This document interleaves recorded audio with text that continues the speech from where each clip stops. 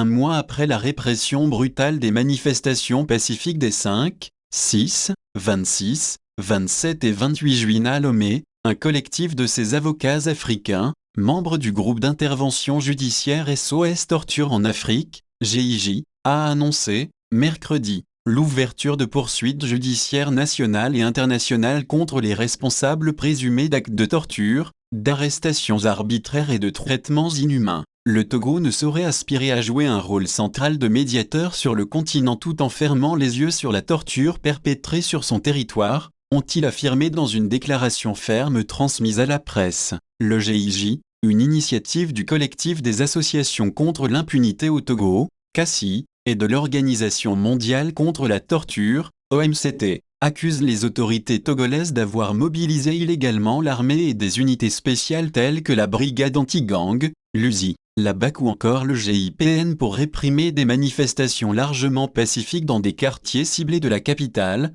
notamment Bay, Adakpamé, Bekpota, Akodesewa ou encore Atikpodji. Torture documentée et arrestations arbitraires. Le GIJ affirme avoir documenté 21 cas de torture avérés, avec des violences allant des flagellations et coups graves, à des souffrances intentionnelles comme le ramassage de braises à main nue, l'isolement, la mise à nu, et l'empêchement d'aller aux toilettes. Certaines victimes ont été menacées d'exécution ou contraintes de signer des documents sous la menace, parfois pour renoncer à leur droit de manifester. Ces actes ont été perpétrés en l'absence de toute menace grave à l'ordre public. Ils relèvent d'un usage illégal de la force d'État, dénonce le groupe. Plus de 105 arrestations ont été recensées, dont une grande majorité qualifiée d'arbitraires, précisent les avocats. Des mineurs, femmes, journalistes et professionnels de santé figurent parmi les personnes interpellées, souvent de nuit et sans mandat, par des agents cagoulés. Le refus de communiquer les lieux de détention aux familles constitue,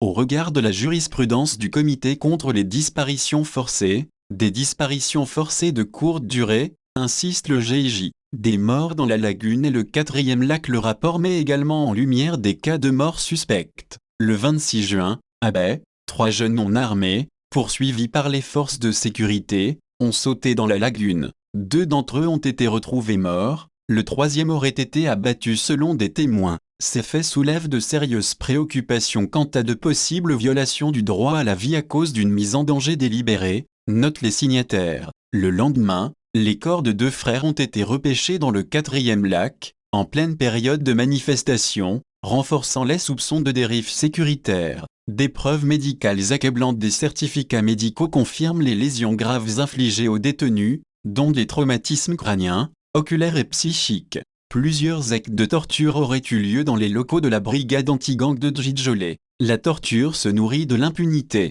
Le silence judiciaire, lui, est une forme de complicité, martèle le collectif. La justice internationale sollicitée rappelant que le Togo a déjà été condamné 6 fois entre 2021 et 2025 par la Cour de justice de la CEDEAO pour des faits similaires, les avocats du GIJ affirment. Nous nous tenons à la disposition du procureur de la République pour contribuer à l'ouverture rapide d'enquêtes judiciaires, y compris devant le tribunal militaire. Il menace, des plaintes seront de nouveau déposées devant ces instances si rien n'est fait afin d'établir les responsabilités individuelles. Parmi les personnes visées, les chefs d'unité, commandants opérationnels et décideurs politiques ayant autorisé, toléré ou couvert les actes de répression. Recommandations aux autorités togolaises. Le GIJ adresse une série de recommandations claires au gouvernement togolais, mettre fin à l'impunité et garantir des enquêtes indépendantes, cesser tout recours à l'armée et aux milices dans la gestion des manifestations, libérer immédiatement toutes les personnes détenues arbitrairement, respecter le droit à la manifestation pacifique,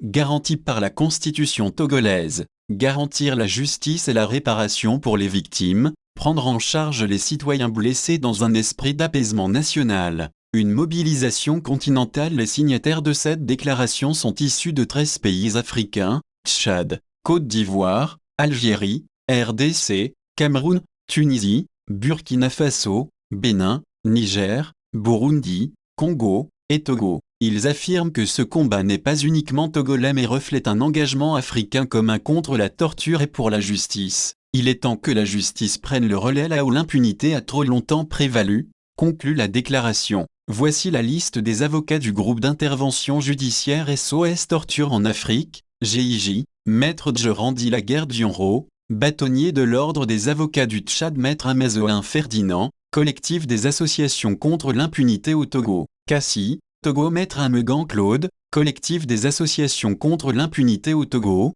Cassie, Togo. Maître Doumbia Yacouba, mouvement ivoirien des droits de l'homme, MIDH, Côte d'Ivoire. Maître Ramon Essa, Ligue algérienne de défense des droits de l'homme, LADH, Algérie. Christian Loubassou, Action des chrétiens pour l'abolition de la torture, AK Congo, République du Congo. Maître Nkongo Félix, Center for Human Rights and Democracy in Africa, CHRDA, Cameroun. Maître Wambolua Henri, Alliance pour l'universalité des droits fondamentaux, AUDF, RDC. Maître Anima Zango, Réseau des défenseurs des droits de l'homme, RDDH, RDC. Maître Nojitolo Salomon, Action des chrétiens pour l'abolition de la torture, AK Tchad, Maître Nyon Gerarmel, SOS Torture Burundi. Maître Zaninyena Janine d'Arc, collectif des avocats pour la défense des victimes de crimes de droit international commis au Burundi, CAVIB, Burundi. Maître Kadidiatou Amadou, Association pour la défense et la protection et l'enfant et de la femme, A2PF Espoir, Niger. Maître Chantal Langa, Association des femmes juristes du Burkina Faso. Maître Nkong Medor Kamiret, Center for Human Rights and Democracy in Africa, CHRDA, Maître Souila Mossen, Centre Sana Tunisie. Maître KWAM Beatsiengech Frédéric, Afiamema RDC. Alexandrine Tchokessi, Directrice exécutive, Changement social Bénin.